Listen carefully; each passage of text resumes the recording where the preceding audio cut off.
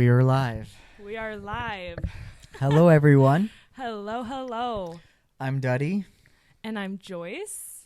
and this is OLC is Key. Yes, we are starting a podcast. We are starting a podcast, and this podcast will be about OLC, which stands for Observe, Love, Create, which is our life's philosophy, sort of a abbreviation or a message that we came up with to help us navigate life and try to live as fulfilled and loving and happy as possible. Yep. And it's helped us a lot. We're still trying to apply it every day, learn It's tough. from it. And now we want to share it, especially with our friends. Because when they ask me what's it mean, it's kind of tough to just all let it out on one spot, on the sidewalk or in the car. So we decided to make a podcast about it. It would be cool to document it, watch ourselves, and share it with as many people as we can. Our future families and all that. So Yes. we're super excited and pumped to get into everything. Yeah, we'll see where this takes us. We'll see where this takes us. And the first episode will, of course, be introduction and kind of dig into what these three words mean and how it got started and what we're about and where we're heading. Yeah. Alrighty, do you want to tell them a bit about yourself, your age, all that? Well, my name's Dustin, or I go by DUTTI, and I'm 24 now, currently living in Berlin, or the outer edge of Berlin, just right outside. And I'm currently working as a shepherd here in this town with my father and my cousin. And my boss is actually my father's best friend who gave me a job when we moved back from Canada. And I didn't have any German school education besides grade 4 when we immigrated.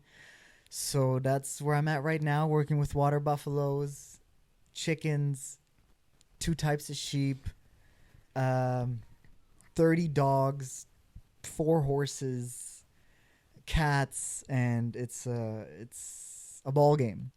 But my main focus is making music. I'm a musician, just writing songs, trying to have something that fulfills me through creativity, and music is sort of what I landed on over the years. We'll get into all of that. We'll get into all of that, how it started, how I got here.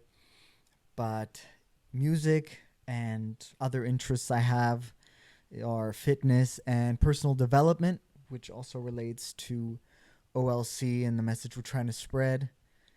Yeah, so that's a little bit about me for now. What about you, Joyce? Well, I'm Joyce, and I'm 20 years old. This is my brother.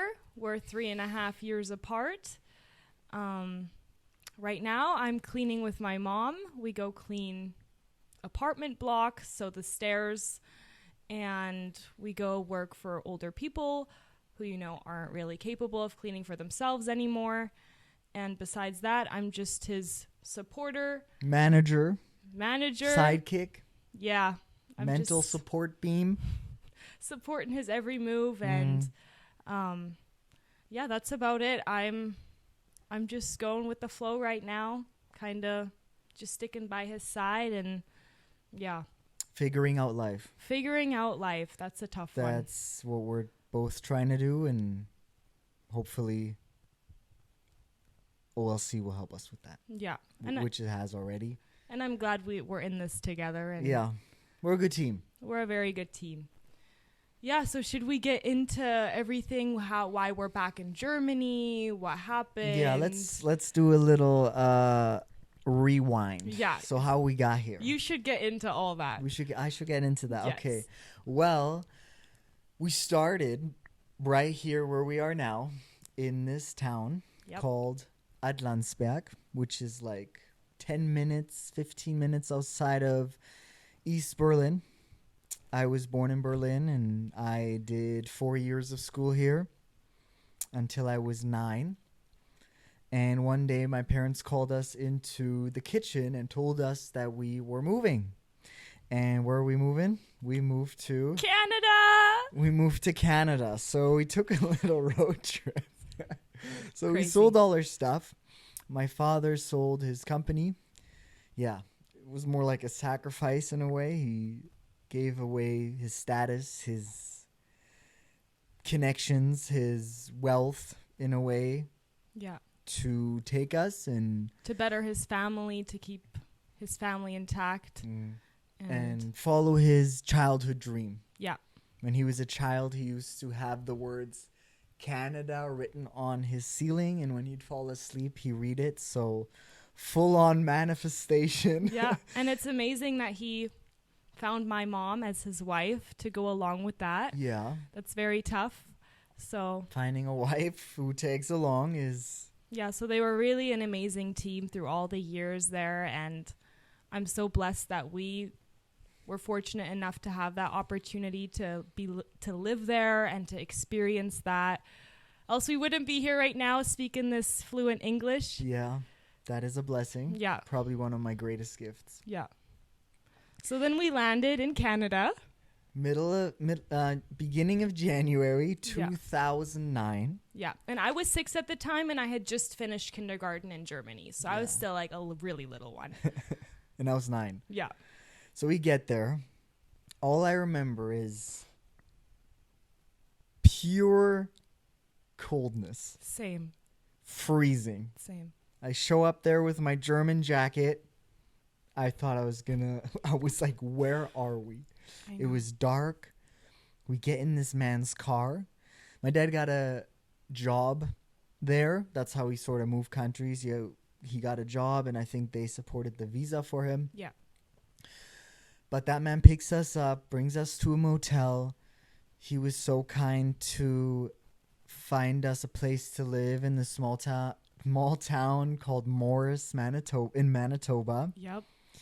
And that's where we started, living in someone's upstairs apartment. So we had this like House, 2 stories, very narrow. Yeah. And you walk in, it's immediately the stairs. You take those up, and that was our place. Yeah, and, like you could go downstairs and that'd be... and you'd be in his hallway, crib. which as a child I didn't know. I thought No. I didn't know until later on. I was like, yo, there's a guy here. Yeah. Because I never saw him, ever. Yeah. I know. Never saw him. But we'll add in some pictures and all that so you guys kind of get the gist. Yeah. But I still remember pulling up to that crib. Mm. And me and Mom, we were squeezed in the back, and I was like, "What is this?" I couldn't believe where we just pulled up. And Mom's like, "Shh." Yeah, you had observation even at that No, age. yes. I was just like walking blindly through life for like the next 10 years. It's probably your ADHD. Yeah, I was like, okay, we're here now. Yeah. And in that place, Mom and Dad, they slept in the living room, and we shared a room, one room, and then we had a kitchen and a den. Yeah. So it was pretty tight up there, though. It was small. And we had a rundown 1998 Dodge Caravan. All red. Compared to in Germany, my father had an Audi A6 and Toyota truck. Hilux straight off the lot. Yeah. My mom had, I think, 1 to 2 cars, a small Polo, and then they had a Mazda or something. Yeah. So it was a drastic change.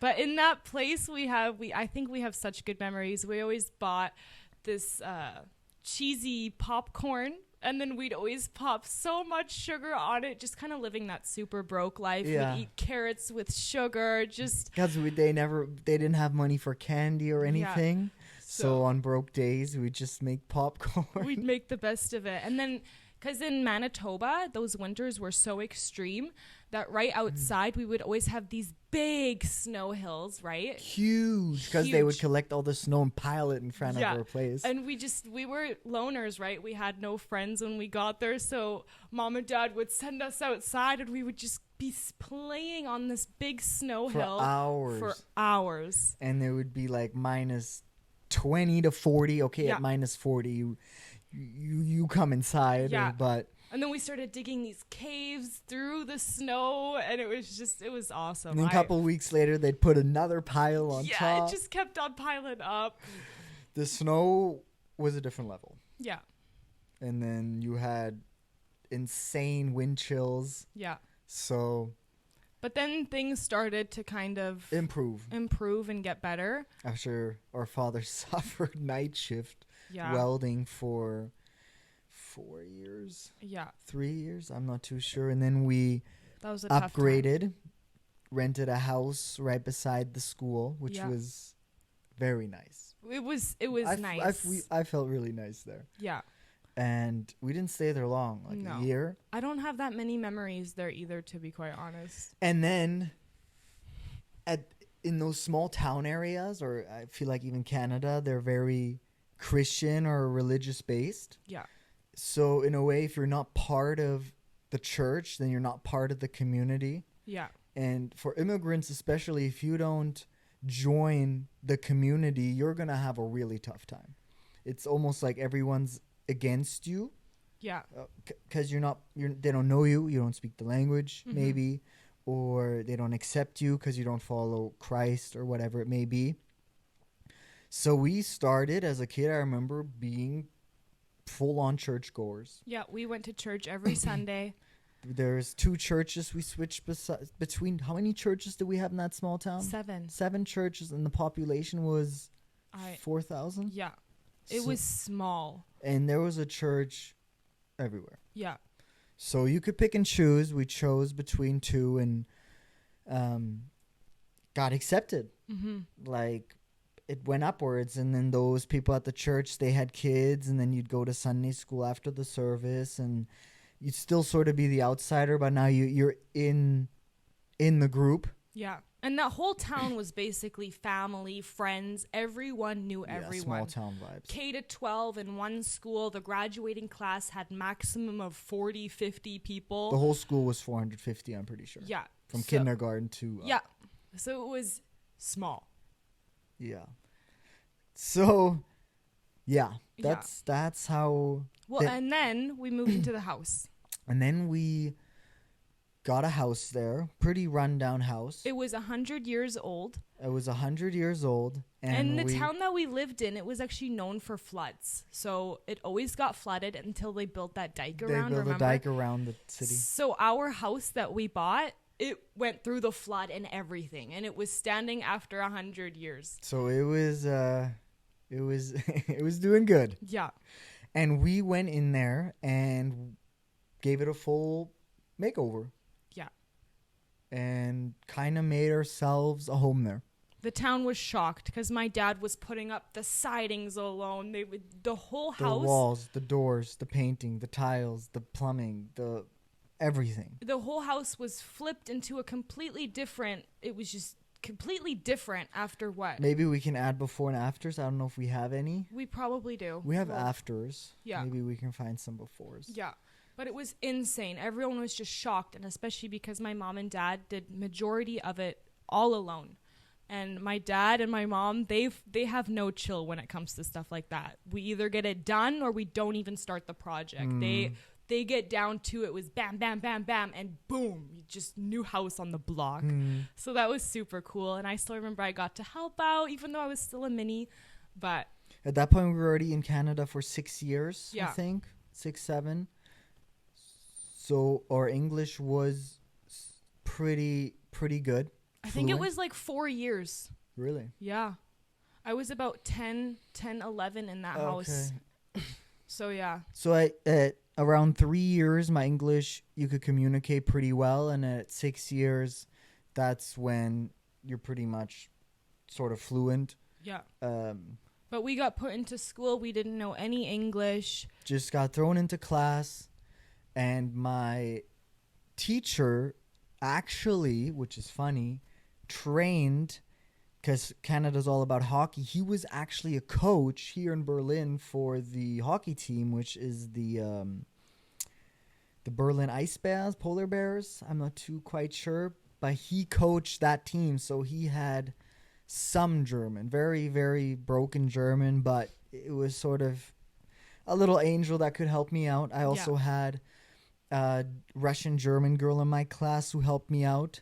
Later on, her parents became best friends with our parents, and they're still in contact to this day. And a Russian friend. Remember? Yeah. Yeah, I wasn't his friend though. Yeah, no, but he kind of communicated a bit with Yeah, you, right? Because yeah. he knew German and True. yeah. And yeah, and that was that. And then eventually we moved to another town, Yep.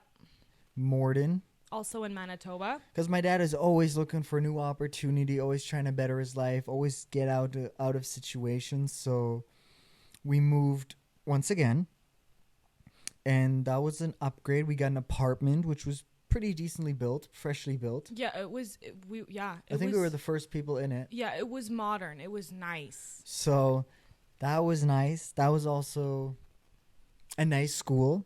Yeah. I had a fresh start there. Got accepted fairly quickly into almost every group. You were grade 9 there or 10? Yeah. 10. 10. 10, 11, yeah. So that was nice. Lots of fun there. Lots of memories. yeah. I I hopped into grade 7 there. Yeah. No, 6. I was in grade 6. 6 and 7 I did there. And that was pretty cool. I loved it there. That was a cool area. I had a really good group of girlfriends, and I was always out having fun. So I love that place. It was really an upgrade from the town we came from.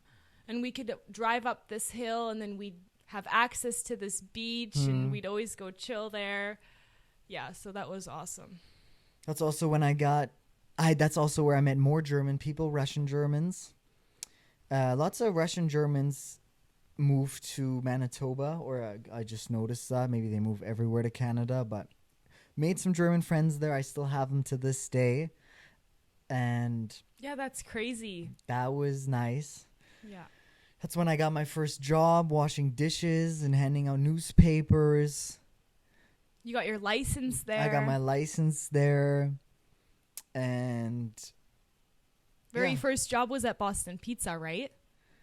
yeah, Well- I did newspapers in the town before for like 3 weeks. And Yeah. then I got Boston Pizza job washing dishes. And you worked on a farm in I worked on a Morris. farm, yeah, Yeah.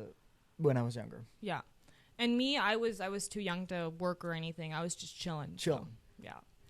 And then we moved again. Then we moved again. After 2 years? A year and a half. A year and a I think half. So. So we weren't there long, but So then my dad, new job. We switched provinces, moved a little to the west, to Alberta, Alberta. to the west side of Edmonton, a little bit on the side there, Stony Plain, Shout out Alberta. I really like Alberta. Berta. Yeah. I think it's one of the best places in Canada. Just the whole vibe the and energy. the people. I really liked Alberta. Yeah, Yeah. I did like Alberta too. Yeah. And the scenery's also quite nice there. Mhm. And then you got Banff, and then you touch right into BC, and then Yeah. it's just Alberta was great. Yeah. So we went to school there. Yes, we did. I did my last year there, Yeah. and yeah, I came to school, did my last year there. Didn't really fit in. Didn't you do grade 11 and 12? No, just 12. Came there for my last year. Oh yeah, that makes sense because I was in grade 8. Yeah, and we're 4 years. Yeah.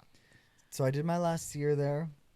Didn't quite fit in because at that point I was trying to get into modeling, or I was dabbling, trying to get into the model industry. So I was wearing fancy clothes and spending too much time on my hair. And Alberta, especially that area, was more big trucks, camo, guns.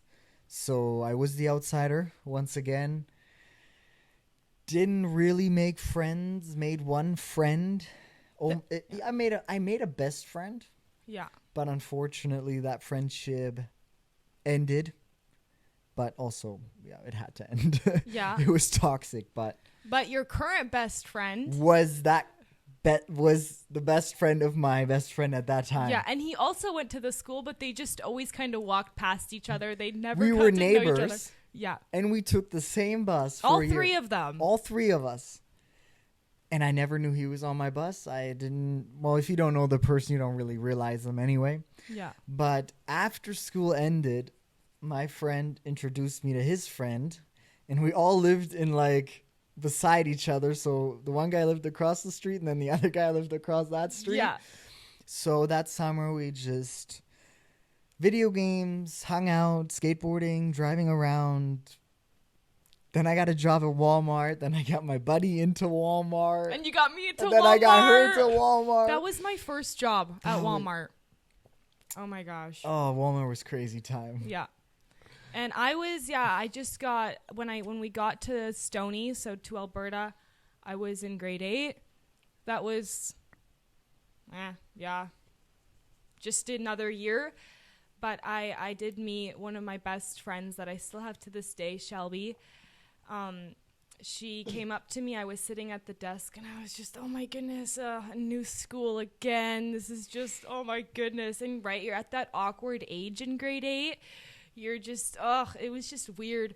And she came up to me, and she's like, hey, how are you? And she just talked to me, and she was bubbly. Yeah. You know, we don't talk every day, but she's there. She's there, and I love her, and that's nice. Yeah, so, and then grade 9 came around, and grade 9 was pretty interesting. That's when I met, that's when I got close to Hunter and everything like that, and started skipping a lot. Well, grade 9 wasn't too bad. I was still going, but I looked like a mess. I never cared. Grade 8, I cared so much. I always put my makeup on, cute outfits. I was like, And grade 9, I would literally go there in slides, sweats, just... You weren't in it. I was not in it at all. I was like, that was when I realized that school was not meant for me. Yeah, you went anti-school. I went anti-school. I did not fuck with it whatsoever. Yeah. And plus, at that time, I realized I didn't want to do anything after school, university-wise or anything. That's when I kind of already gave up the hope of, be super smart in school so you can go to the best university. Because at that time, I was making YouTube videos, and I actually got that. I got inspired through Shelby because she had that YouTube account. And she was doing good? She was doing great. And I was like, oh my gosh, well, if she's doing this, I can do this too. And then it kind of fell off in grade 9. But I always, like you were saying, well, you haven't said it, but we talk about it in private, but how I just never seen myself go to post-secondary. I always thought there was more. I never thought I never wanted to live just this regular life, right? And anyways, so that was grade 9, super cool. And yeah, and then was there anything you wanted to add to that? No, that was good. That was about that, yeah. Super fun time. Oh yeah, and then I went to high school. Yeah. And then high school was quite interesting. High school, I skipped majority of high school. I was never at school. Mom would always have my back. But then at a certain point, Mom's like, you gotta go to school or I'm telling Dad about all of the days you've been skipping. So then I went to school for a little bit, just trying to chill my mom out. And then I started skipping again. And my mom's like, hey, this is just the way it's gonna be. I was like, I couldn't stand school. Besides art class, that was amazing. Yeah. Also met one of my best friends in that class. We still talk here and there, but she's, always in my heart. Really great time. And besides that, I was just skipping my way through high school. But I still managed to graduate early. So I did grade 11 and 12 together. And so I'm super proud of myself for that. Because I just wanted to get out of there, and I really wanted to graduate with my year since, I got set back when we moved to Canada. And that was about that. And during this time, you were feeling kind of lost. Grinding at Walmart. So while I was grinding at Walmart, school was over, and I knew, okay, shit's getting real. I'm not going to be a model. Yeah. I'm too short. Yeah. And I'm not getting any calls. I don't really see myself as a model, I guess. But I always knew, I was like, I got to do something. What am I going to do? How am I going to make money? I never considered post-secondary ever. Our father always told me to. He's like, son, it doesn't matter what you do. You just have to pay your bills at the end of the day. So that's up to you. Yeah. And you got to work. yeah. But even before that, I always thought I will be successful. I didn't think about it twice. It was just like, I'm not going to school. Yeah. I did decent at school. I was average kid. Not too high of marks, not too low. Always just tried to go with the flow. But after I graduated, I was like, okay, shit's getting real. I don't want to work at Walmart every day. I was doing like 45 hours there full time. And I'm very future oriented. So I'm always planning ahead. I would stand there as a door greeter or in the photo lab when I had a lot of time. And at that point, I was getting into personal development. I knew that I'm not going to school, so I got to educate myself. So then I started watching Dan Pena, later on Jordan Peterson, Tony Robbins, Tim Ferriss, Joe Rogan. Literally any successful person that got recommended to me on YouTube, I watched. And I later on got into reading. Yeah. Then reading the classics. Then getting into building routines. And wearing suits. Yeah, trying out different characters. Yeah. When I try out something, I fully adapt that lifestyle in a way and try to see myself at the pinnacle of that career. So when I tried getting into photography later on, I would lay in bed at night and I'd be like, what would my life be like if I was the best photographer in the world? Yeah. And I'd be like, oh, it's cool, photo editing. I love photo editing. And then later on, I realized after I met up with someone I met through IG, I was like, I don't want to be a photographer, and quit that. And I also know if I lose my interest in something, that I need to cut ties immediately and just move on. I learned that after trying a couple things. But before that, the first thing I tried after modeling was Amazon FBA. Yeah. So buying things in China and selling them on Amazon. So I got open signs. I found a product which ended up being open signs. I got like the extensions and everything set up, and I bought like $400, $600 course. Probably a scam. I don't care. It just taught me something. I did something. And did that for 6 months. I believe I barely broke even. Maybe I made some loss on it. To be honest, I don't really care. It was just a learning curve. Yeah. And it gives you something to talk about, right? You're at Walmart and they ask you what you're doing, and everyone just says, oh, I'm post-secondary, I'm doing this, I'm taking over my dad's company. And if you're just there like, oh, I play video games. As a man, I just feel... That's not who you wanted to be. Yeah, so... You wanted to have something to show for. Exactly. And when I go there and I'm like, I run an Amazon business, even if it was just starting or if it was failing, it was something to say. And people got interested, and after 6 months, I cut it. I sold all the signs. I was getting bad reviews, and I was like, I just couldn't stand behind a product that I didn't design, create, make, approve of, right? You look for a product that might do good in the field, and then you outsource it from China, and it's like, it's not yours. Yeah, and then they'd contact you and say, this isn't working on the sign, and then what the It's hell not are you as supposed bright to be as doing? it's not as bright as the picture. The battery died. It's not as big as I thought. It's not this. And I was like, and then I was getting returns that I was broken. I was like, am I supposed to go to China, or like am I supposed to make my own sign? And it just I didn't see myself doing it. Yeah. So shut it down. And this was all in the new apartment that we moved to in Stony Plain.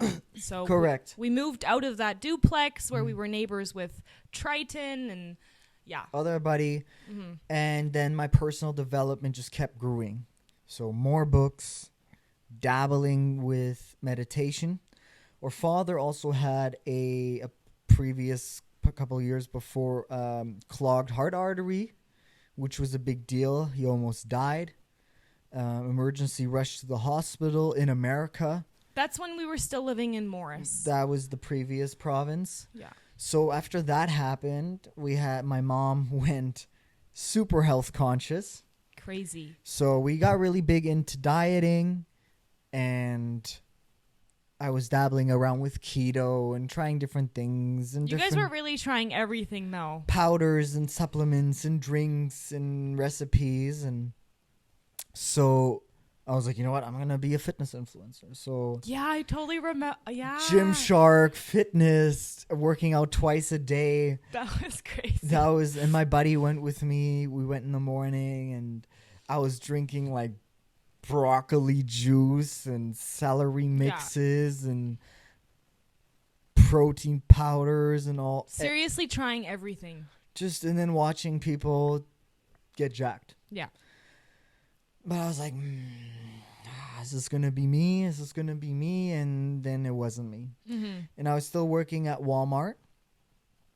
And then I was really getting into personal development. So when I had time, every day at work, I would sketch out my routine. I'd be like 7 a.m., get up, 8 a.m., read, 9 a.m., meditate, 9:20, go to gym. I would write it down, and then I would go home next day, try it out. And if it worked well, then I would continue it. And if it failed, then at work again, I would rewrite it. And then I scratch it out, rewrite it again. Always trying to puzzle together a perfect system of routines of how I can get shit done. Mm-hmm. And after that, what happened after that? Did we move at that point? No, we were still in that apartment. And then you quit Walmart. Why'd you quit Walmart? Because you wanted to go work at Supplement King or The Source? No, it was the workspace wasn't. I lost it in a way. My mental health couldn't keep up with it. And I quit right after. And my buddy quit too. Yeah. My buddy handed in his 2 week. I handed in my 2 week notice because I was very fed up with what was going on. Because at that point I was there for 2 years. Yeah, you were. So I was trained in every department. Every department. I could run every department, any till, and I was getting frustrated with this new department. And then one of my buddies became manager, and then he sort of got a manager complex, I guess. That was wild. And I didn't like it, so I handed in my 2 week notice. On that day, I handed in my 2 week notice. Terrible day. Took out my 2 week notice, went to the office, said I'm leaving. Yeah. They're like, when? I was like, today. They're like, what is going on? No 2 week notice. I was like, I'm traveling. They're like, if you don't put in a 2 week notice, for future, you won't be able. It'll be hard to get a job here again. I was like, I'll take the risk. Yeah. And then I walk out there. I was like, I'm never coming here again. Yes. I didn't even shop there anymore. I went across the street to Superstore. Because he'd go in there and everyone would know him. They'd be like, Dustin! Yeah, and I guess I left on bad terms because I didn't leave the 2 week notice. Well, at least the manager still talked to you when you left. When I went in there, she didn't talk to me at all. She just gave me the paper, the pen, didn't even say bye, was just like... I went in there in the next 2 years. I maybe went in there 5 times. And each time it could have been 7 a.m. It could have been 10:30 p.m. Always. It could have been 12 noon. I got spoken to.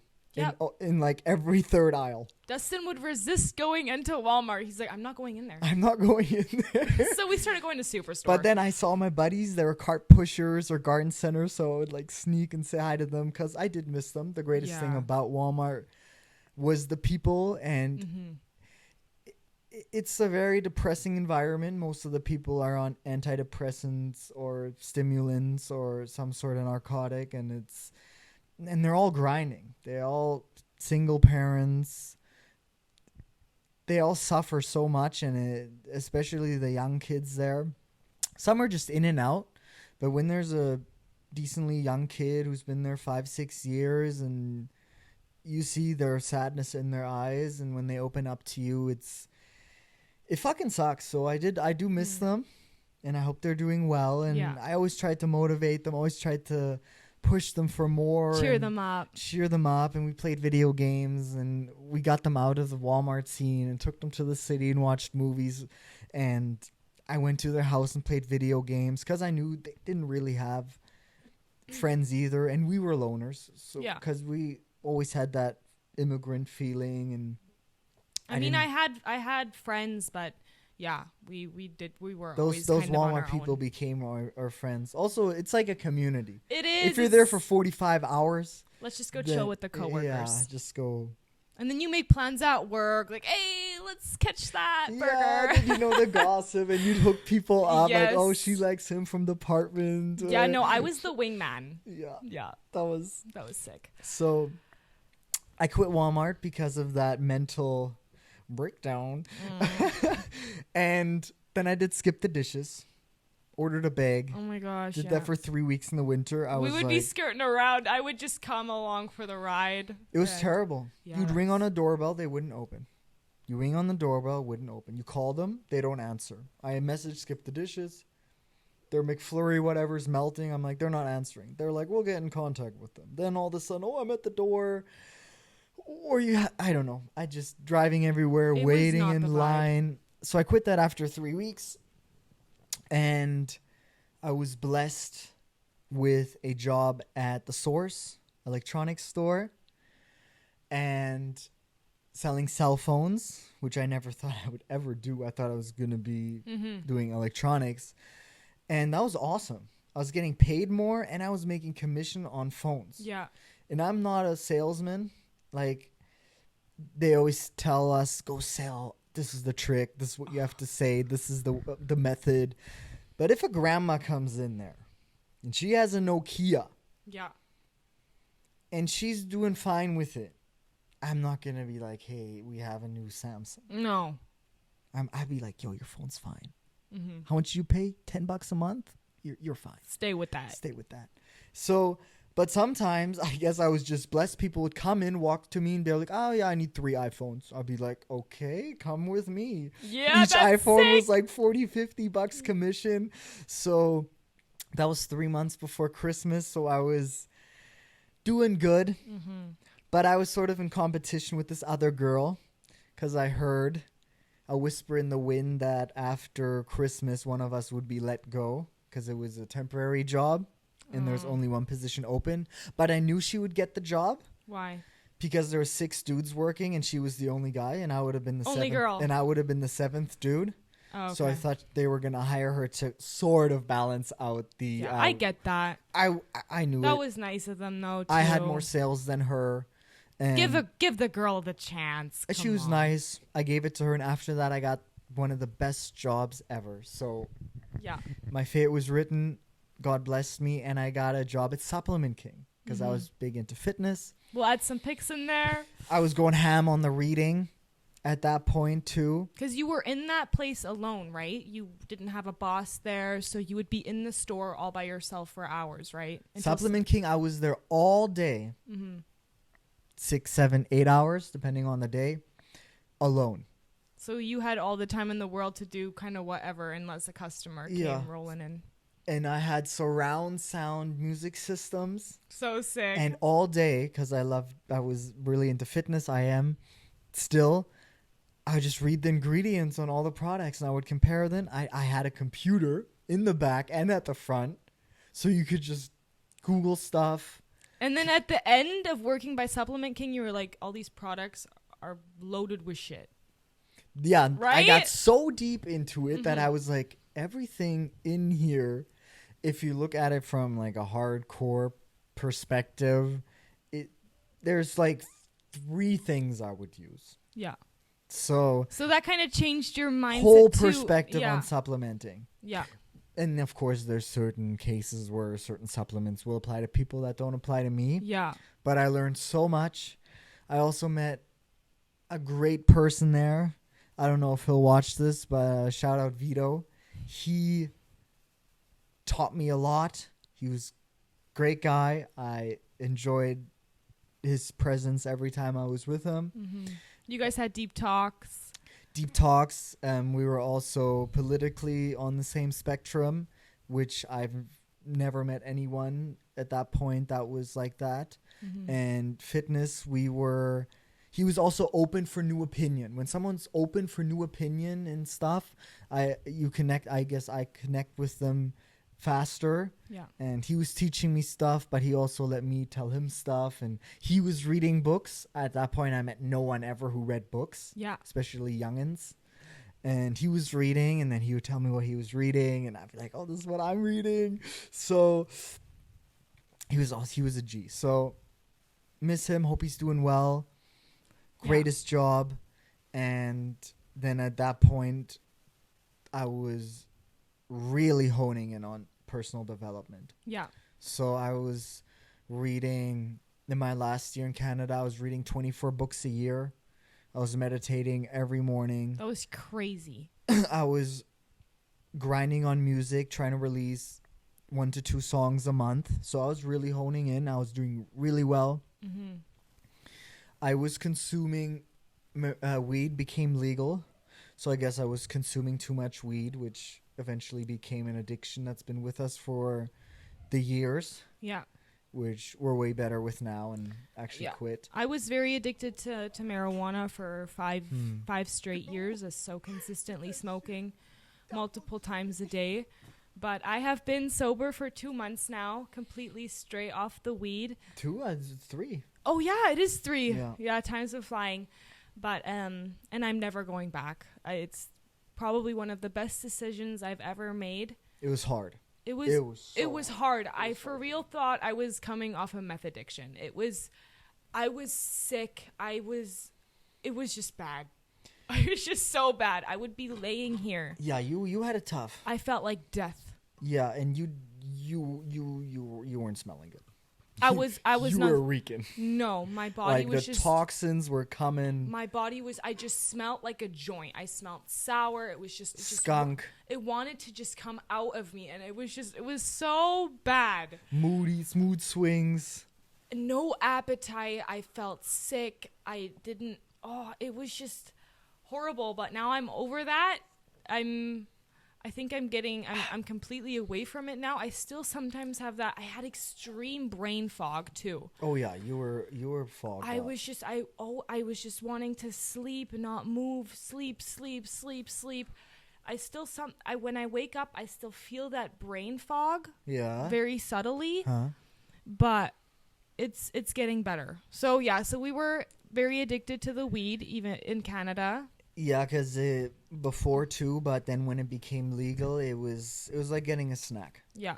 And I also, the mind of an addict, it makes you creative. It makes you think deeply. Yeah. I made good songs, decent songs on it, and I did journal good on it, and you get to different, I guess, mind spaces. But after the long term, at least for us or for me, you become a slave to it. You become a slave to it. And you get so lazy, and then you're so lazy.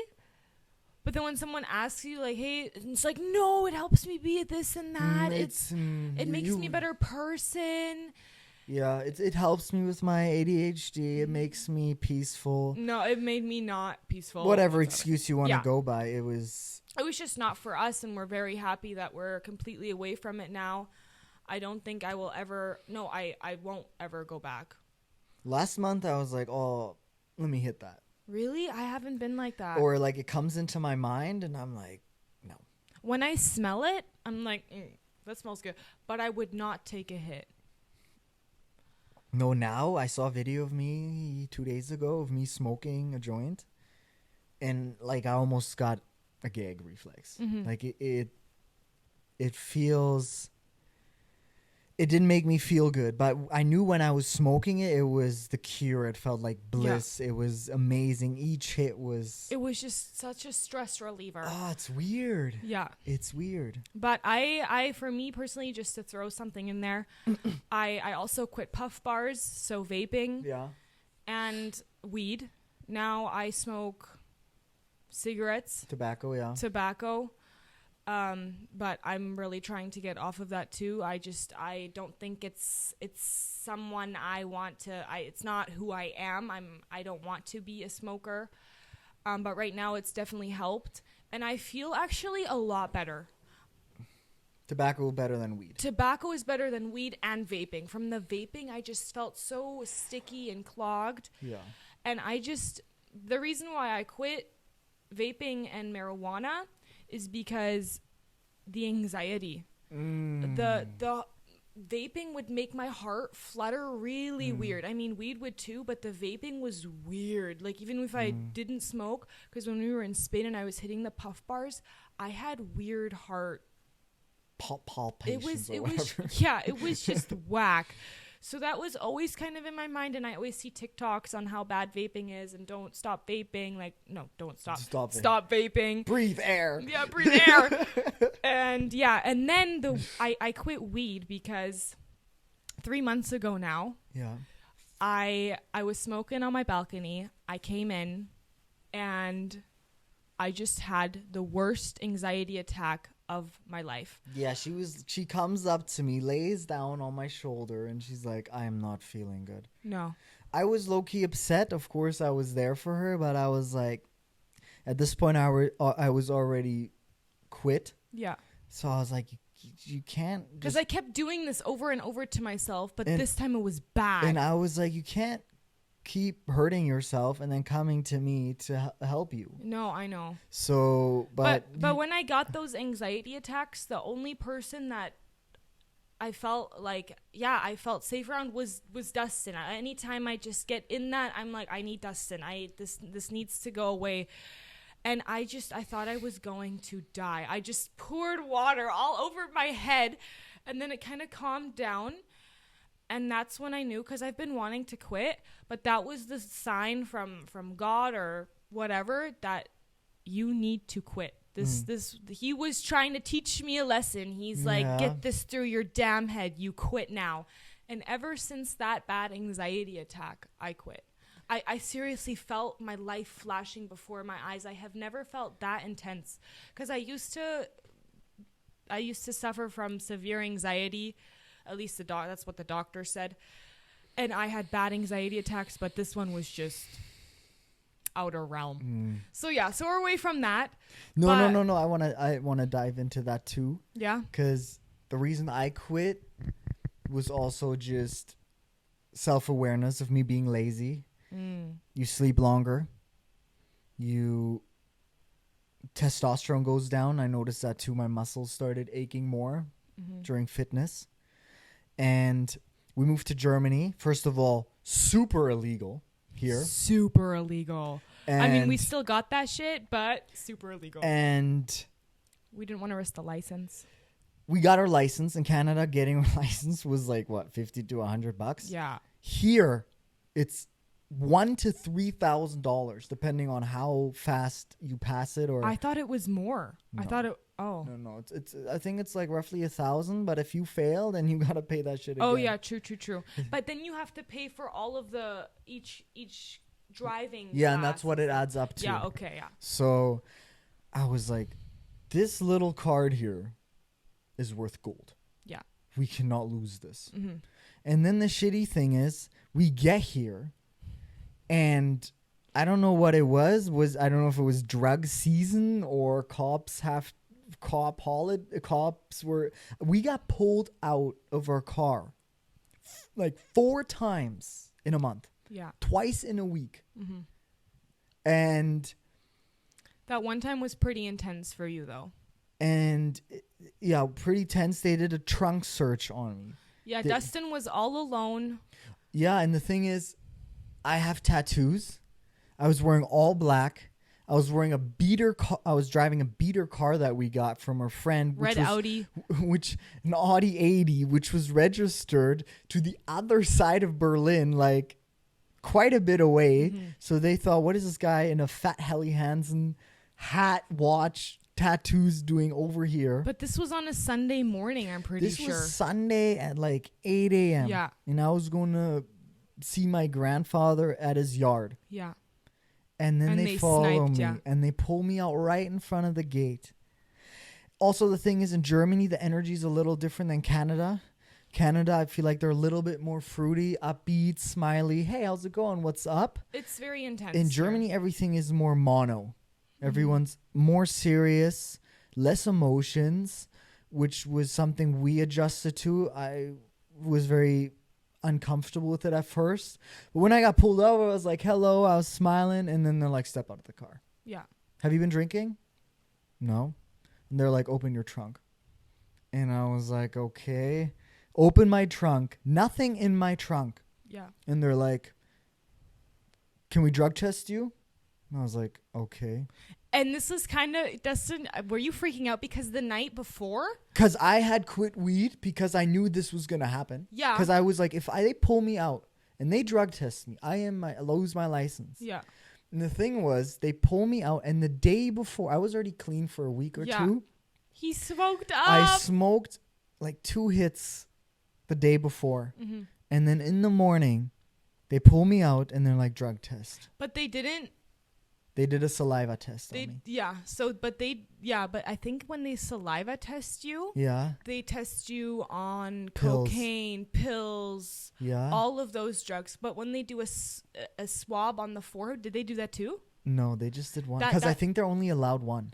Okay, because the swab on the forehead is for weed, and a swab in the mouth is like for cokes. Maybe because I was upbeat, so they thought I was on an upper, and weed is more like, what's up, man? Yeah, so they were like, we're gonna test him on the hard shit. So they drug test me, and I just 3 cops. It was a van. Like I had 3 cops in front of me, which is like freaking intimidating. Mm-hmm. I was new. I'm like, no, so it was intense. I seen it. I was on the property waiting for Dustin to get there. And then my grandfather came up. My father came up. They were joining the party. And my grandfather was trying to get me out of it. Like, oh, hey, grandson, thanks for bringing my medication. I was like, Opa, don't lie. It's not the time. It's not the time. I'm already too deep. Yeah. So then I just kick it back on my car. I look into the field and I say to myself, fate has been written. I'm ready to accept what God is ready to give to me. Mm-hmm. So I was just like, I'm whatever. But if they might have done that sweat test, that you might have lost your license that day. I don't know. And then all of a sudden he looks at me all cool. And he's like, you can go. It's fine. It's negative. And then I asked him, I was like, so why do I get pulled out? Like I just got pulled out of my car 4 times. Yeah. Man. Just checking. And then, of course, like a straight up answer. But I knew it was the license plate in the beater car. Mm-hmm. And I got that changed later. And I haven't been pulled out since. I'm clean. Even though we drive a pretty gangsta whip right now. We drive an all blacked out, like Audi S3, black tints, black lights, black rims, all black. 4 exhaust pipes. So sick, so yeah. I was like, we're fucked. Yeah. But now they can do whatever they want. They can pull me out. They can test me. No, same. I feel I have no anxiety driving anymore. When I see a cop, I'm like, they can pull me over whatever. And plus, I'm not a drinker. I never drink and drive. Yeah. I'm not a smoker. So really happy about that change that we made. Yeah, so that was the sign. Yeah. And I became more sinful when I smoked. So just indulging in pleasures, especially eating. Yeah, the snacks and stuff. Oh my gosh. It's disgusting. Yeah. I become, if I do it on long periods of time, just a pig. Yeah. So like, oh, here's a little Kinder Regal, and then it becomes a box of Kinder Regal down with a Coca-Cola and, like, an ice cream. What kind of man are you if you're always crushing? What kind of man are you if you crush a box of Kinder Regal, drink a Coca-Cola and ice cream, and you're just constantly baked, and you sleep 9.5 hours, and you're baked? It's not alpha. And I always had that strong feeling. I guess it was my soul. I don't know what it was, but it always told me, "This is not you. Don't do this. Don't do this." Yeah. But dude, due to my journaling. I've been journaling for, I don't know, 2.5, 3, Over 3 4 years, like now? 4 years. Maybe 4 years. Now, Before and you started music. that's what the observation is about, self-observation. So I journal a shit ton trying to figure out what I'm doing, what's wrong, what have I learned, what's going on, what are you doing, what are you not doing. And when you sit there and you write down all the things you want to do and the things you're not doing and what you are doing and seeing that in front of you every day. Yeah. When you see that Kinderriegel or you see that addiction or that vice, then you're like, don't do it because it's not going to get you to there. So that's sort of that self-awareness, self-reflection, observation got me out of that hole. Yeah. So I'm very happy now. That's good. I'm happy too. We observed. And we created a better situation for ourselves. we did. We created ourselves to be better. Yeah. Because we love ourselves. Yeah. So you were at Supplement King, and I was working at the Home Depot during that time. And at the Home Depot, I actually loved it there. I'm just going to check if everything's still running. Yeah. This is our first pod, and I don't want anything to go wrong. Okay. Everything Everything's seems to be running. Super. Yeah, so I was working at Home Depot, and I actually really loved it there. My best friend also worked there. And yeah, at first I was working at the till. Didn't really like that. I mean, I was never the type of person who liked working at the till. If it was at Walmart, if it was there. I'm not a till girl. Then I got put into the garden center because I worked the last 3 summers at Baraka Gardens. So Hunter's mom, a very, very good friend of mine, she had a garden center, and she still probably has it. I haven't talked to her in a while, but called Baraka Gardens, and that was probably my favorite job that I ever had. It was just amazing. I always saw Hunter. We always hung out. Sometimes I'd get him to come work with me, and I would just, be given the what? Yeah, it was a good time. It was such a good time. I'd be giving the flowers some water. It was just nice, and his mom, seriously, such a sweet, genuine woman. I loved being around her. I learned a lot from her. Anyways, yeah, so because I had that job every summer for 3 years, I got put into the garden center at Home Depot. So I was like, that's sick. Got to be outside, it was sick. And I met 2 amazing friends that I still have to this day, Jean and Alicia, very, very amazing people. And yeah, so that was really great. And that was during COVID. And me and Alicia, we connected on a very deep level during that time, political wise. It was a very lonely time for the both of us. We felt very alone. It was very hard what was happening around the world and in our country. And yeah, we just connected and we grew a very deep bond. She's getting married now, so I'm super excited for her, wishing her all the best always. And yeah, so Home Depot was pretty cool, but it didn't end up working out. So then I left that job and I was jobless. You were jobless. But now we can get into what happened at the apartment we were living in during the Home Depot and Supplement King time. Correct. Yeah. I think that's worth telling. And we're going to add in, like I said, pics, vids, all that. So, just a regular day. My homie, my best friend, was chilling with us. All of a sudden, whole apartment block alarms go off. You open the door, whole hallway flooded. Yep. What the hell is going on? So, what happened? A guy on the 4th floor, apparently something with his pan, oil, water, whatever, set off the sprinklers in the whole apartment complex building. Yeah. Every room. No, it was just the hallways. Every hallway and their room where the fire happened. Yeah. Drenched. Yeah. Water bubbles coming through the paint. It was bad. floor wet, soaked everywhere, and then their whole apartment drenched. Mm-hmm. So we go into panic mode trying to figure out what are we going to do. And the next morning, boom, boom, boom, boom. Fire crews there. They're like, hey guys, 23-hour notice. You have to evacuate. And whatever you're not taking with you will be locked into this building until we fix it. Yeah. And we were like, what the hell? So how long is it going to take?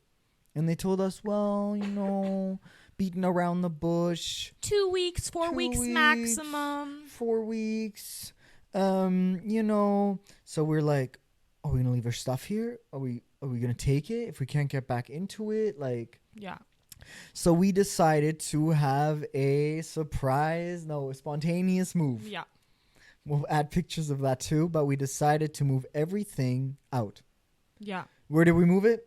Just right onto the lawn. Right onto the lawn. I called my buddy. My dad calls his buddy. We get some pickup trucks. Everything out the lawn, and then other people started doing the same. Yeah. They're like, get everything out, figure out later. We started a little trend there. And then everyone was trying to figure out what are they going to do. Call insurance. They tell us, you're covered for this much amount of money. Get a hotel room. We had a hotel room basically right across the street in a Best Western. We got a joined hotel room, so 4 beds. Yeah. Where we stayed. And they gave us a storage unit where we could store all our stuff. Storage unit was pretty small. Pretty small, so some stuff we had to get rid of. Yeah, unfortunately. We lost a lot of stuff during that time too. We lost a lot of stuff, but we moved so much over the years that eventually all our stuff was kind of compact. And you just care less and less after the years. So little. We moved so many times that it didn't matter. But then shit broke, whatever. Yeah. But the guy, because remember, there was a guy in that apartment building that was talking to Dad, and he's like, yeah, like I heard them saying it's going to take longer. Yeah. And he talked to the guys downstairs, the fire crew. Mm-hmm. They're like, we're breaking the firewall, and then we'll have to fix it, dry everything, and then replace everything. And my dad's like, how long does this usually take? And he's like, well, it's like a 2-month, 3-month project usually. And my dad's like, what the fuck? Mm-hmm. So these guys, the residential people, are telling us it's going to be like 2 weeks. Just capping 4 weeks. And the fire crew is like, 2 weeks? What are you going to do in 2 weeks? Yeah. Like. No.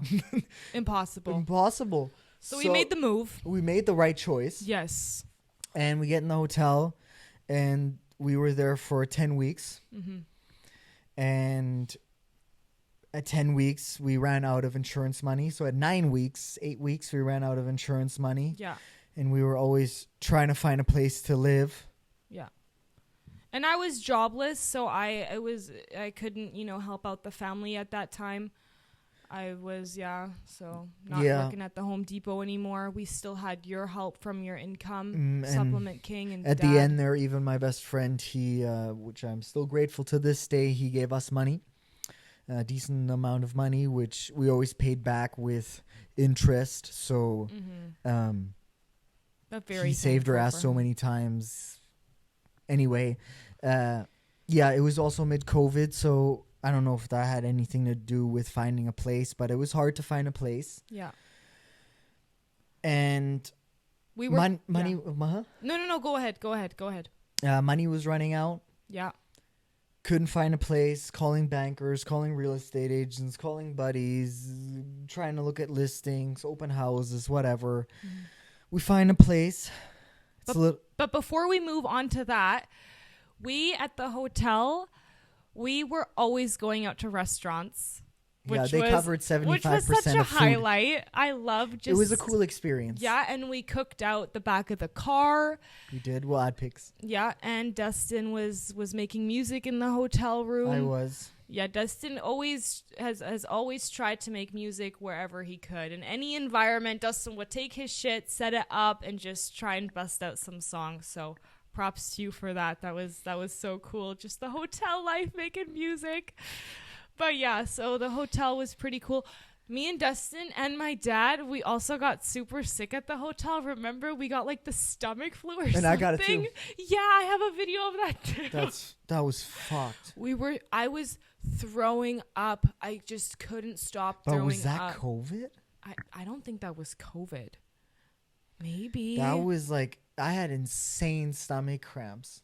Dad was not doing good and either. vomiting like a fucker.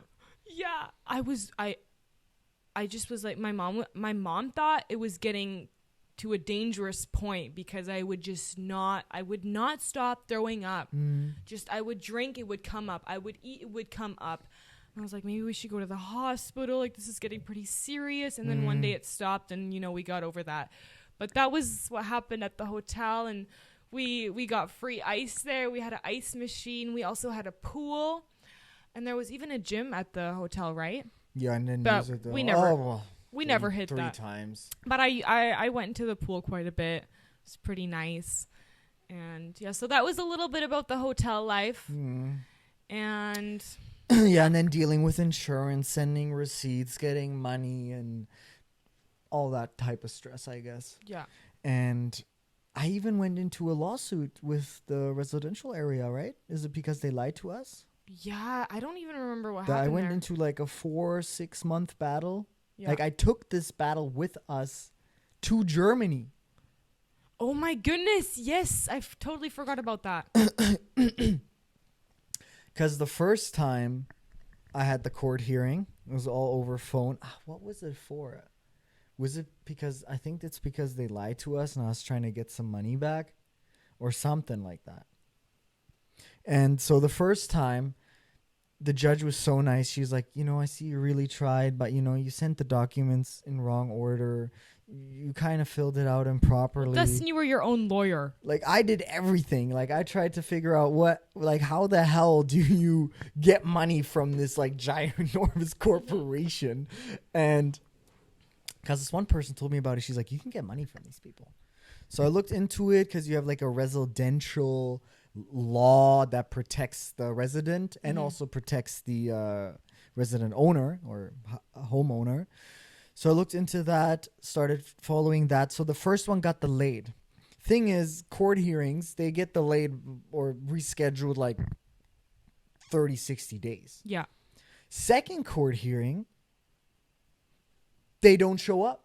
I'm waiting and call. I was like, jackpot. Yeah. They don't show up. Jackpot. I won this case. You're gonna win it. And they're like, or then they get into the call and, they get into the call and they're like, yeah, we didn't know we had a court hearing today. I was like, I sent evidence because you had to send evidence to show that they received your documents. And I had email trackers on to show that they received the emails. I could see who they forwarded it to. And I was like, to the judge, I was like, I have proof that they got it. Yeah. And the judge was like, we're going to reschedule it. They weren't prepared. Okay. I was like, that's so unfair. I was so furious. Yeah. I was going to write such an angry email. I did write an angry email, but then I always delete it.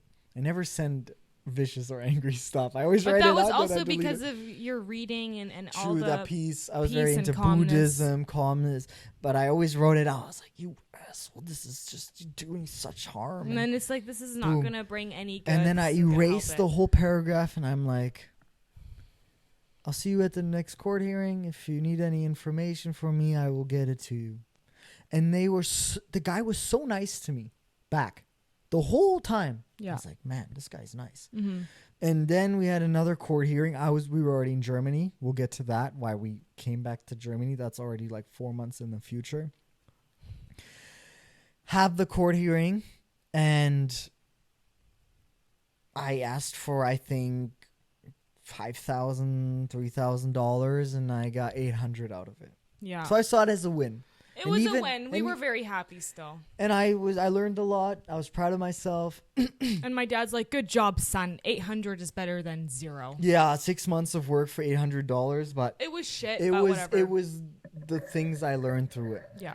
And the guy was still so nice to us after, and that's what I think appreciated the most, is that I basically sued them in a way, or I had a legal battle with them, and we kept very cool and professional and nice, and that was cool. And another thing that you learned so much from, like, I feel like that taught you a lot as well. Talking to a judge. Yeah, and just you doing all that paper stuff. I was always, me, my mom, and my dad, we've always been so amazed at Dustin, how he can just basically handle any situation thrown at him and he just turns into the character. He just is completely that person then. He was so professional. I mean, even though it wasn't, on point and you sent some things in the wrong order, he got that shit done and he sets his mind to it, and it's just insane. Like me, my mom, and my dad were just always so proud of Dustin because we know no one like him. You're just so special, and in every way, it's crazy. Thank you for the kind words. Yeah. You're making me blush. Oh, no, but that was pretty cool. Yeah. So that was that, and then the place flooded. Mm-hmm. Then we found a place to live. Hotel. And then I got to the place we found. Yes. And then we moved in there. Yeah. And we were like, fuck this. We're never moving again until we make it with music, because that was our dream. Yeah. We're pulling this through, and screw this stuff. We want to live out of a suitcase. I don't want to touch this shit ever again. Yeah. Burn it down. I'll pop in that video too. Drop the footage. Since you posted September 1st, 2021. We're moving currently into a new crib. And once we blow up with our music, we're going to burn all this shit and just take off and leave it all behind. Yeah, all this is disgusting. I'm not moving this one more time. And yeah, we were in there. We were in there for 3 months. Got the whole crib set up, new furniture, and all the things we needed. Building beds. I built my first full-on studio. I got the basement room, so I had my bed, and then I got lights in the corners and a floating bed and curtains for sound and isolation foam, and it was sick. A double-stacked desk and motivational pictures of Eminem and my favorite rappers. And I was like, this is going to be cool. And it was really cool because me and you, we got the whole basement. We had a bathroom down there. It was cool. And it was nice. It almost felt like me and Justin were already living on our own down there. It was sick. Yeah, and during that time, I was still jobless, but I was starting I wanted to start a cleaning business, interior truck detailing. So I was kind of working on that. I didn't want to go work anywhere else. I wanted to be my own boss. And I really thought I was going to make it with that job. I thought that's where the money lies. And trucking is so big in Alberta, just truck stops, so many semis, and especially in that area that we lived, unreal. So many trucking companies, just crazy. So I'm like, this is going to be it. I'm going to make me and Dustin, and my family, a shit ton of money. I'm going to support Dustin's music, and we're going to get out of here. And then fast forward a bit. 3 months. 3 months. This was still mid of COVID. This was like COVID peaking up and down. Yeah. So then we heard on the news that our Prime Minister, Justin Trudeau, said that he was closing the borders for the unvaccinated. And we sort of had a situation on our hand because all of our family lives in Germany. And we haven't seen them in years. And we don't know what's going to happen. It's a pandemic. We didn't know, are we going to be stuck in here forever if we don't get vaccinated? Like, what are we going to do? Because we made the decision as a family not to get vaccinated. So hearing on the news that we're not allowed to leave the country is pretty heavy. It was extreme. Also, my father was slowly losing income due to not being allowed onto other work sites due to his vaccination status. I was good at my job. I was secure, but my job would have never covered our whole family. Yeah. So he was the main income. I was also scared about if I was going to, start my business, would I be allowed on these trucking sites because I'm not vaccinated? I didn't know. Yeah, so that threw a fork in the road. Yeah. And we sat down, we talked about it, and we're like, you know what? We're moving to Germany. Yeah. Call our grandfather. Of course, he said, you guys can sleep in my apartment. Until you guys figure it out. And then we kick-started everything. 2-week notice at work. selling our whole place on Facebook Marketplace in 11 days. In 11 days, we made the move. She sold everything in 11 days. I was posting, I was selling, Saying goodbye, selling everything once again. We just had a horrible move. burning documents, everything. Just getting rid of all we had. We didn't have much money. Mm-hmm. First, because of the hotel. I owed my buddy money. Yeah. And now we had to move across the ocean, plane tickets, new suitcases, sending boxes. So we sold our whole home. We just let go. Let go of basically everything and took the most important stuff and came to Germany, and where we were greeted with open hands by our grandfather. Yeah, we came here. We got a couple boxes sent to us, right? And we left our cars there, which my dad's buddy sold those for us. And transferred us the money. Yeah, and we came overseas with 4 suitcases and 4 little carry-ons. Yeah, so yeah, we didn't come with much. We restarted completely fresh here. It was just And then our grandfather gave us his 1-bedroom apartment. Mm-hmm. So me and her slept in the bedroom, me and Joyce, and my parents slept in the living room on the floor. Yeah. We have pics of that. They can see what we were living like for 6 months.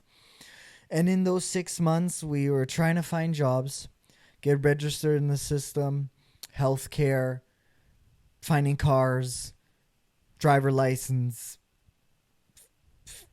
getting adapted to the culture, and getting back into just getting back into everything. So that was those 6 months. I would say those 6 months were amazing because we hadn't seen our family in 8 years. Yeah.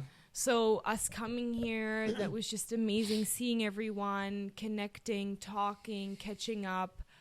I mean, it was crazy because they only remember us when we were, little Kids. Smurfs. So, but it also, for me at least, it was I felt very angry during that time. I felt very alone.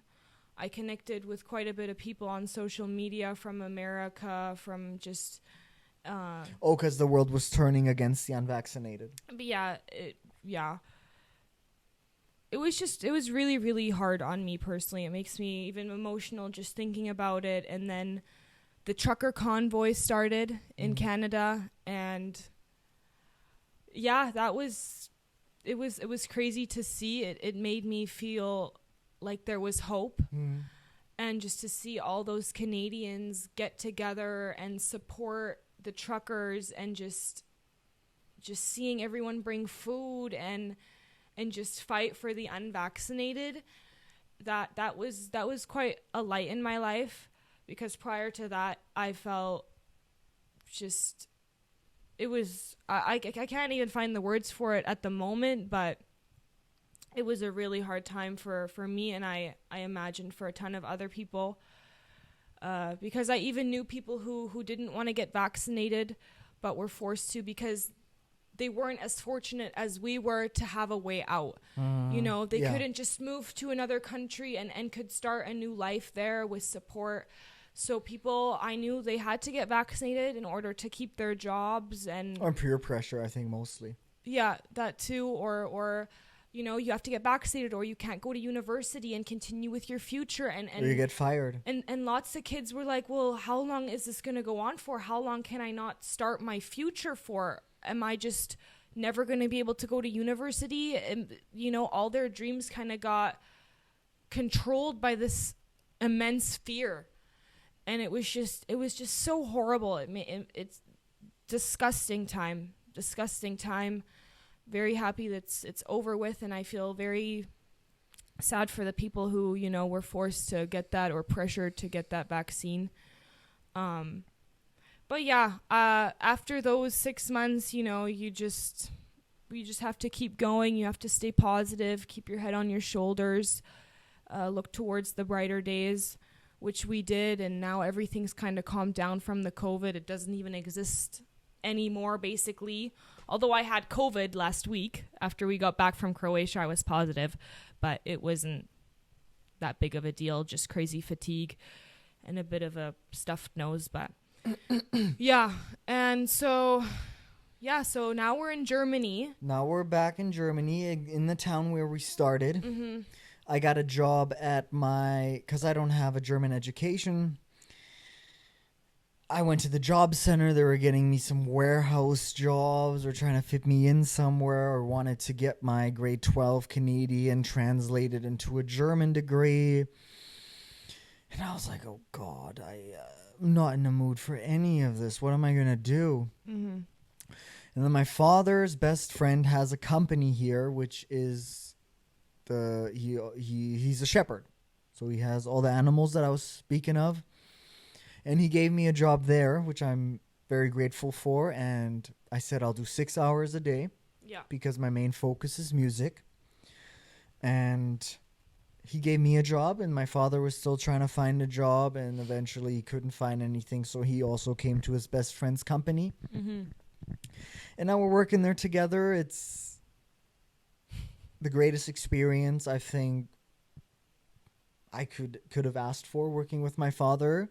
Yeah. Hand in hand, learning from him by his hand and seeing him at work and being outside with animals. It's probably the best job I could ask for.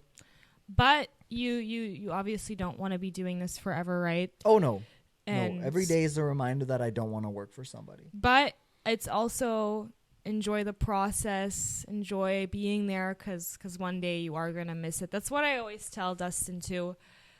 Because he's like, fuck this, he loves it, but I love the country lifestyle. Yeah, but you have bigger dreams and goals, and one day you aren't just gonna, have it all easy, just, going to work. Chilling with my dad. It's gonna get tough, so I always tell him, just really seize the moment, enjoy being with dad there, and yeah. Which But I try to do. I just got my vacation for 7 weeks. I got double vacation because I didn't get mine last year. And I have a pretty intense pollen allergy. So I got a bunch of time off. So I was just making music videos. My best friend from Canada visited me. And we took a road trip. We took a road trip to Croatia, through Austria and Italy and South Germany. Super awesome. Which was sick. Now we're back, and all the time I'm like, Joyce, what are we gonna do? What are we gonna do? We gotta make this music, and what are we gonna do? And then we also came up with this podcast. Yeah, when we dropped off my buddy, because I'm always like, what are we gonna do? Yeah. How are we gonna get my name out? And then I just threw this idea. I was like, podcast. We should do a podcast. And I was like, yo. Or should we do a podcast? I was like, super unsure. We could just share the message of OLC. Mm-hmm. And just talk about us. And because I've always just wanted to help people who went through the same struggle as me of not knowing what they were going to do, and that didn't take the school route, and figuring themselves out. Yeah. And we'll get into that about OLC, but that's why we're sharing the message as well. But yeah, so where was I? That, yeah, you, Canada working. You're trying to seize the moment here at this job, and that we wanted to start a podcast now, so. True, so we're doing that now. And I came back to work just now, so it's my first week back. Mm-hmm. And yeah, my boss is a hard ass, but he says, you know what? It's better if I beat you up, because when the world beats you up, you're just going to laugh at them. And I'm like, okay, that's a good way to smooth talk. Yeah, but he's a rough guy. Old school, tough, alpha type of guy, and crazy ass German man. I've learned so much from him. I couldn't even write it down. And if you're just with men, working hard, bleeding, and with the animals. The farm life is also a different type of experience. He always says every day is Monday because the animals don't get a day off. Yeah. So they always need food. I've always got to be low-key on call. He never tries to call me, but if the water buffaloes break out, or Trying to escape. he's out of town and someone calls that there's a dead dog, which is usually always a fake call, a false call. I have to go and check it out, which, yeah, I love the country lifestyle. It's sort of formed me into the person I am today, and I feel a lot like myself. Yeah, you're going to miss it. But no wonder that's Dad's best friend. I feel like they found each other, and because they're like a married couple. Yeah, they fight, but they love each other. He's family. They're brothers. Yeah, he's the only friend he's maintained through the 13 years of being in Canada. Mm-hmm. He sees me as his own son almost. Yeah. And he would do anything for my father. He's family. Yeah. So no matter all the shout drama and shit, but they're awesome. They're a good duo. They're a good duo, Yeah. and that's where I'm at right now, and still making music. Now with the podcast. We're super excited about the podcast. I'm super excited. I'm super excited about this podcast. A little nerve-wracking, but we'll get into it. I think we're managing quite well for the first pod here. So should we get into OLC? Yeah, tell them about OLC, how you came up with it, how you feel about it. You even have it tattooed on your neck. I have it tattooed on my neck. I have the logo tattooed on my knee. I have it on a hoodie here. She's wearing the merch. So OLC, how did it begin? Well, it all started, I guess, with my personal development journey. Trying to find myself, figure out what I'm going to do. And I read a lot of books. Eventually, I dove into Eastern philosophy, Indian philosophy. And one of their main things that they preach is awareness, presence, and observation. Mm-hmm. And they say that life is a mystery, so you can't really solve it, or you don't really know what it is. So the best thing you could do is observe it. And that sort of spoke to me, and I believe that to be truth. And everything that I am now, I believe, comes from observation of myself. Figuring out what you want to do, where you want to go, who you are, who you want to be. Observing the people around you, reflecting, journaling, and accepting and watching and being present. I think observation has been the main key to me being, I guess, as successful in my standards of being peaceful and happy and finding fulfillment day to day. I think that is my number one. That's why I made it number one. And I think it applies to everyone, any age, any situation. You got to know who you are, where you want to go, what's going on. You need to observe each situation. It's just like that man said, are you there? Yeah, just like Wim Hof said. Mm-hmm. He's like, are you even there? Are you there? And that hit. That hit deep.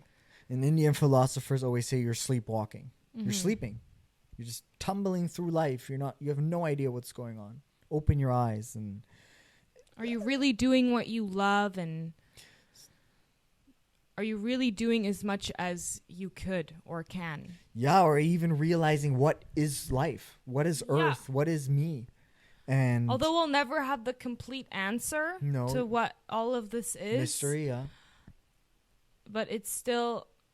there's nothing else you could do. Yeah. To just watch. Yeah. And the only thing you have control of is your mind. And so so you need to need to get your mind in check. The thing about awareness and presence is the more aware you become, the more you notice how unaware you are. Mm-hmm. And it's led me to some pretty depressing days where it's like you reflect and you're like, man, I could have been better here. Mm-hmm. I should have seen her feelings. I should have realized that situation. I should have seen that decision coming. And just a learning process. It's number one.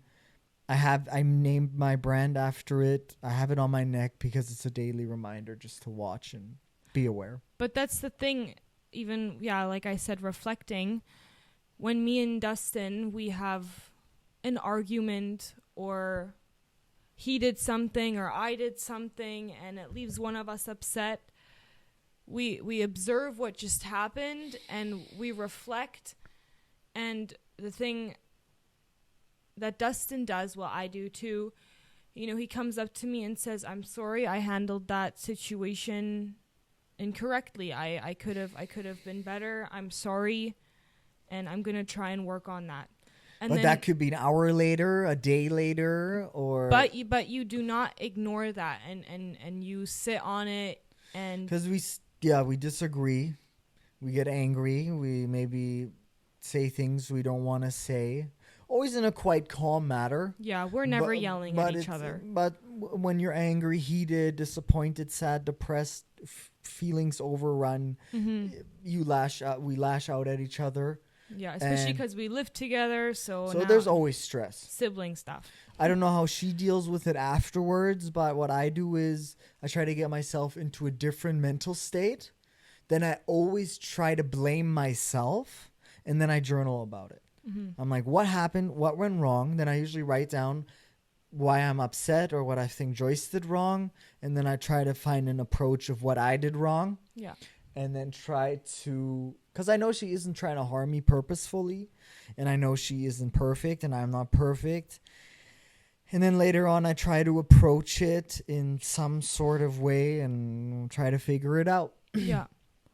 No, but I think that's what also has made us so close too. And it is very uncomfortable admitting, you know, saying I did something wrong, I'm sorry. It's always it sometimes it's awkward, sometimes it's embarrassing. Right? Wouldn't you say so? It's uncomfortable. It's uncomfortable. 100%. Saying you fucked up. Yeah. But it's very important to us that I cannot live life when I know that there's tension between me and my brother. It always needs to get resolved. And if it's you or if it's me, we always talk to each other at the end of the day, or if it's the next day, and we say, you know, we're going to work on that. I understand how you're feeling. I'm sorry. And it gets better. We're learning, and it's a normal part of life. But I really like that we connect that way and that we work through our problems and our lash outs and stuff like that. Yeah, and through observation, we realize what our tics are, or habits, bad habits, or just character traits. And if we tell them that, it's not like we're using it as a crutch, like, oh, sorry, I'm like this. So no, but it's like, you know what? I do have maybe an attention deficit order, whatever, or I do tend to be like this in that situation, and I'm trying to work on it. I'm maybe you can help me snap into a different mood when you notice me going into that energy. Yeah. We try to find a center point. Yeah. And we also know, you know, if they're in a bad mood or something, then it's like read the room. Read the room. So come back to it later, observe.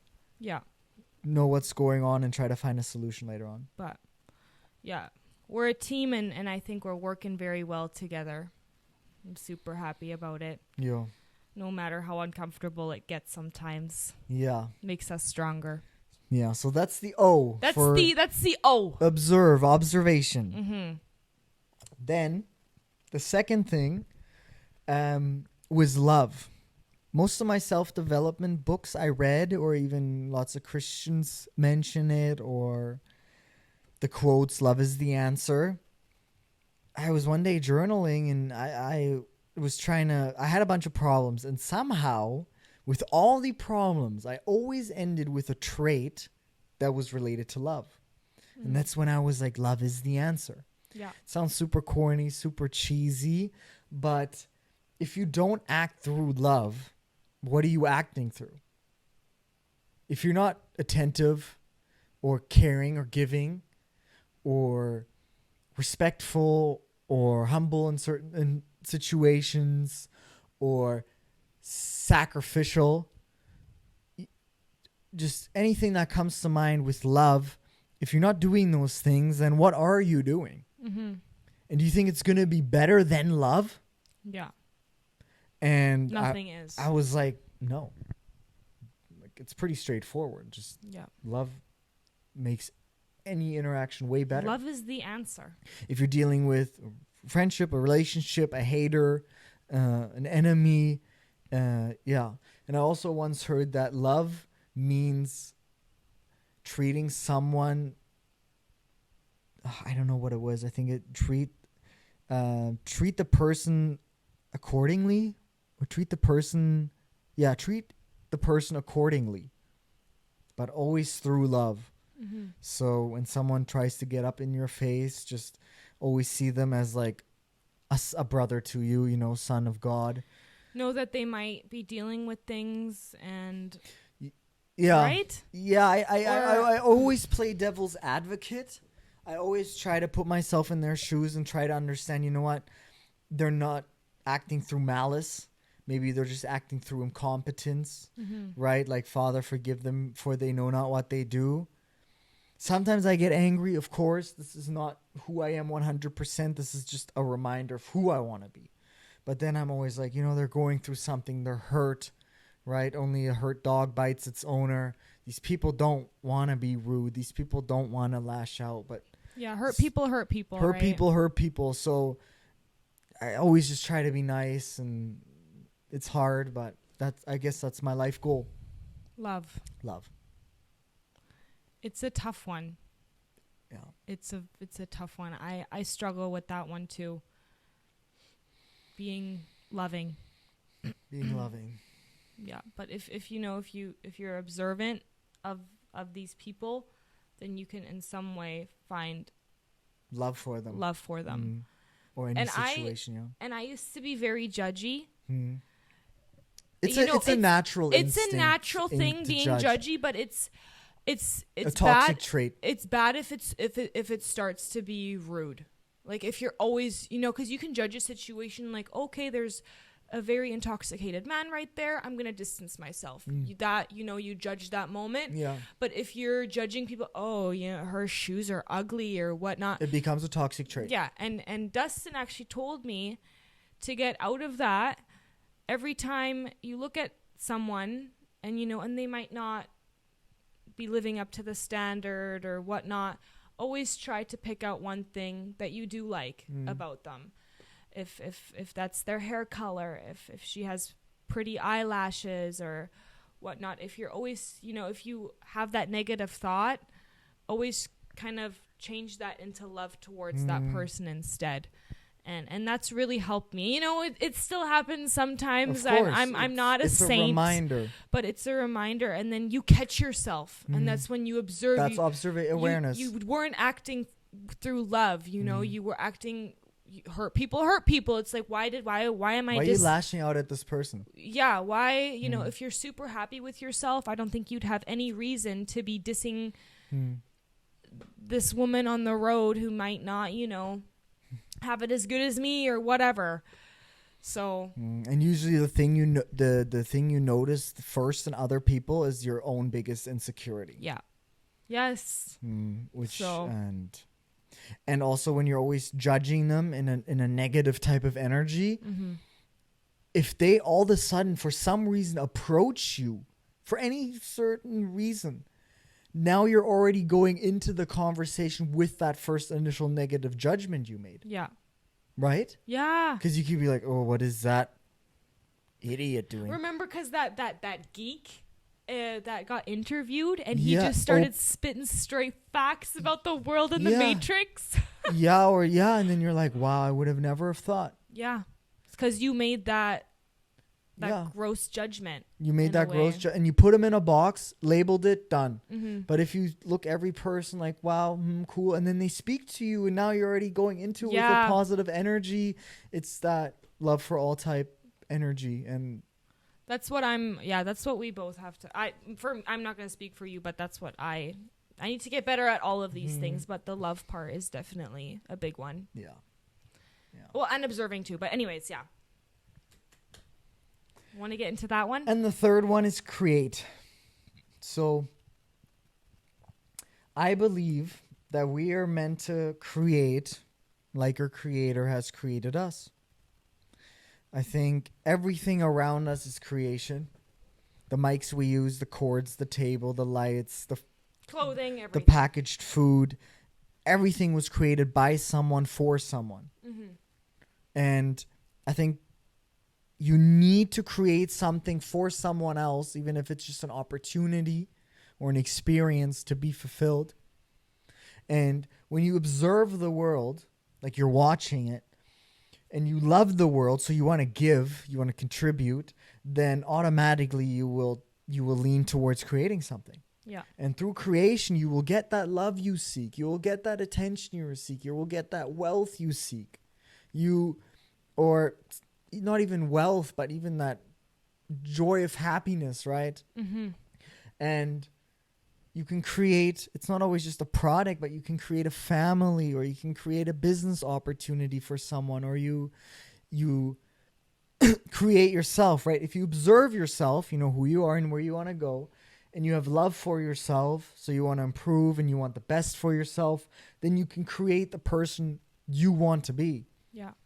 So it's observe the world, love the world, create the world, observe yourself, love yourself, create yourself. Yeah. And I think that works for everybody. And that's sort of what I wanted to do. I wanted to dumb it down as short as possible, 3 words, which can be applied to everyone. Yeah. And this is sort of what I came up with. And I wrote about it for days and weeks, just narrowing it down to these words. And literally, it works all the time. Yeah. It works all the time. Create yourself, create situations, create moments. Mm. You should tell them about that example about, the lady on the train. Yeah, a good example, if you're just thinking about creating products for the world, like Steve Jobs, right? Steve Jobs observed the market, technology was his interest.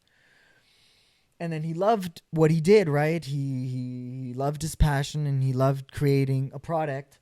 So what he did is he created the iPhone. Mm-hmm. And any person who creates anything life-changing, they were first in the market, in that situation, and they observed it, and they had some sort of love for it, and then that's how the creation came to be. Mm-hmm. But for situations, let's say you're on a train. You're on a train, you're heading somewhere. What you could do is you could have your headphones in, you could look at your phone and just sleep through life. That's what Eastern philosophy says. Just daydream, whatever, be just in your own head. Yeah. Or you can be observant and aware, and you can focus on your breath and your feelings and the sounds and the smell and the people around you, and actually realize what's going on. And you could notice that there's a woman on the train who, it's a packed train, and she's standing all the way over there, and she's carrying a child. And, she's a woman, and maybe she had a long day, and the child's heavy, and the train's packed. And if you act through love, you feel her pain, and then you want to be sacrificial, and you want to be caring and genuine. You want to give something. You want to help her. You want to help her, and then you could offer her your seat. You could create a better life for her. You could create a situation. Yeah. Through love and observation. You go to her and say, hey, you want to take a seat? Mm-hmm. And if that isn't fulfillment or inner happiness, yeah, I truly don't know what is. Mm-hmm. And you can do that with anyone, a woman in front of you dropping something and you rushing there to pick it up for her. Yeah, because I think this kind of connects to OLC as well. When me, you, and one of our buddies, I guess, were in the city, and this immigrant came up to us, right? And he had newspapers. Oh, yeah. He was carrying newspapers. And the buddy that we were with, he was kind of telling Dustin, just ignore him. Or did he say that after? Yeah, he's like, come on, he's just trying to sell you shit. They do this all the time. And, yeah. And well, be careful. They're going to scam you or something. But Dustin really was, observing this man. And Dustin was asking him questions. And this man started to really open up with him and told him about did he have a daughter and a wife? His wife. And, Dustin acted. He observed him. he knew this man, you know. Well, it was like midnight. Yeah. And this guy was walking around with newspapers. Mhm. And we were chilling there. I was like, if the guy comes up to us, and I was like, let's just make a conversation out of it. Yeah, and the newspaper was in a completely foreign language. And we noticed that after I bought it. Yeah. And Dustin acted through love and gave this man €2 for the newspaper. And then he created a situation, you know, he got to meet someone, so he got to know some random ass dude, and he acted through love and even bought his last newspaper. And yeah, the guy was like, yeah, I'm out here every night trying to sell a newspaper. I come from, I don't know if it was Syria or Turkey. He's like, yeah, my wife's at home and like my child, I have a child here, and this is what I do. I'm just trying to make some money. And I was like, you have a newspaper there? How much? And he said €2. I didn't have any money. So my buddy, who actually wanted to send him away, I was like, you got $2? And he's like, yeah. I was like, give it to me. And I took his money and I gave it to him. I was like, I'll take your newspaper. And he's like, thanks, man. This is my last one tonight. Now I get to go home. You know what? He could have been lying that whole time, but it felt super genuine. Yeah, but who cares? Even if that guy was a scammer, whatever. We had a great interaction. But the way he was talking, he was so loving in a way too. No, he was. And did he hug me?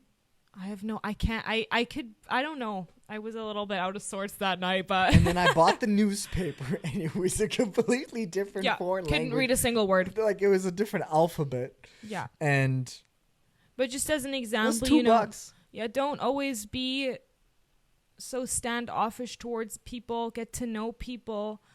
And I mean, if they do end up being kind of sus, I feel like you can kind of read that, though, before they even get into your bubble. Like, you know if someone... Yeah, you can feel the energy. At least I'm very Women aware are good of at that. Women can smell situations like that really well. Yeah.